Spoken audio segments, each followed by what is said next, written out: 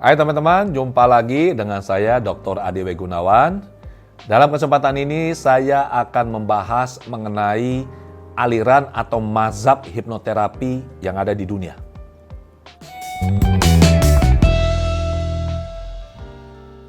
Dalam praktek hipnoterapi, masyarakat kan tidak tahu nih, sebenarnya ada jenis hipnoterapi apa. Umumnya mereka hanya tahu hipnoterapi. Tapi sebenarnya hipnoterapi ini secara garis besar terbagi menjadi dua aliran atau mazhab. Dan setiap mazhab ini punya kelebihan dan keunikan masing-masing. Yang pertama adalah mazhab atau aliran pantai timur Amerika, East Coast. Aliran pantai timur ini lebih mengandalkan teknik terapi berbasis sugesti. Yang satu lagi adalah mazhab pantai barat Amerika atau West Coast. Aliran pantai barat Amerika ini lebih mengutamakan terapi berbasis hipnoanalisis. Apa bedanya? Terapi berbasis sugesti ini terapi yang sifatnya tidak mencari, menemukan, kemudian memproses akar masalah. Jadi kalau klien punya masalah, terapis mendengar apa masalah klien, kemudian terapis akan memberikan sugesti sebagai obat atau solusi bagi masalah klien. Dan ini biasanya dilakukan berkali-kali untuk bisa efektif. Proses terapi berdasarkan teknik sugesti ini biasanya hanya sekitar 30 menit lah. 1 jam sudah sangat lama itu. Jadi yang dilakukan oleh si terapis adalah satu, lewat sesi wawancara, nanti kan ketahuan nih masalah klien apa. Kemudian terapis menyusun skrip sugesti. Setelah terapis menyusun skrip sugesti, dan ini menyusun skrip ada aturannya ya teman-teman ya. Dari yang saya pelajari, minimal ada 13 aturan baku. Ada lagi pakar menambahkan beberapa langkah penyusunan skrip, sehingga total itu ada 16 aturan yang harus diikuti dalam menyusun skrip sugesti agar bisa efektif membantu klien. Bisa mempengaruhi pikiran bawah sadar seperti yang diharapkan. Setelah bisa menyusun skrip dengan baik, kemudian si terapis ini perlu bisa membawa atau menuntun kliennya masuk ke kondisi hipnosis yang ideal, yang sesuai dengan kebutuhan dan tujuan terapeutik. Jadi tidak asal induksi. Si terapis harus paham benar, harus tahu betul di mana kondisi hipnosis yang telah dicapai oleh si klien, berapa dalam.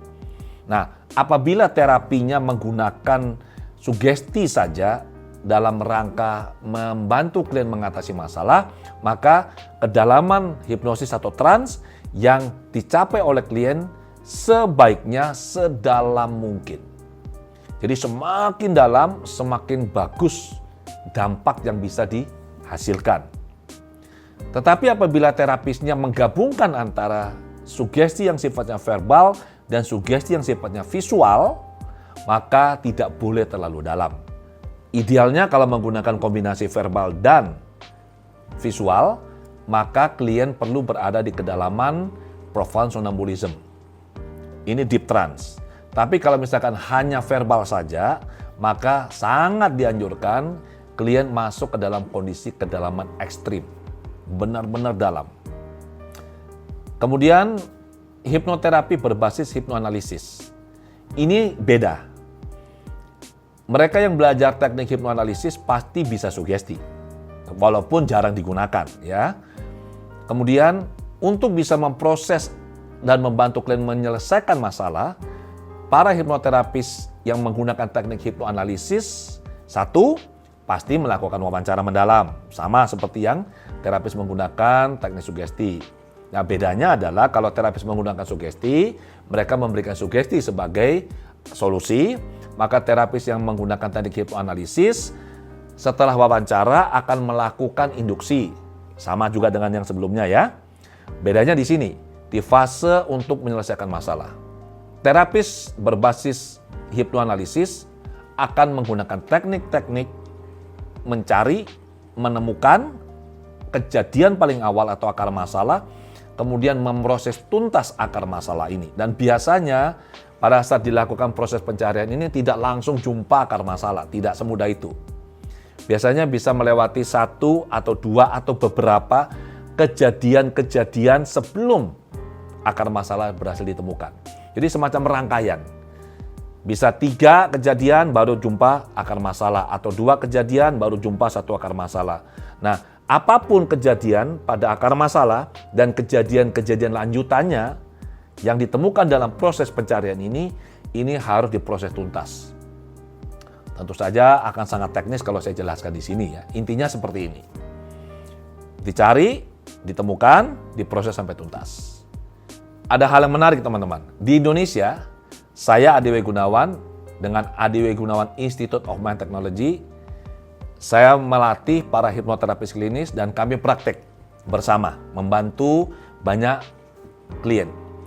Kami menemukan ada banyak hal yang tidak ada di literatur. Jumlah terapis kami cukup banyak sehingga mulai tahun 2005 hingga saat ini secara akumulatif bisa dibilang kami melakukan konseling terapi lebih dari 100.000 sesi. Ada banyak hal penting dan menarik yang kami temukan. Dan ini kami diskusikan di dalam grup.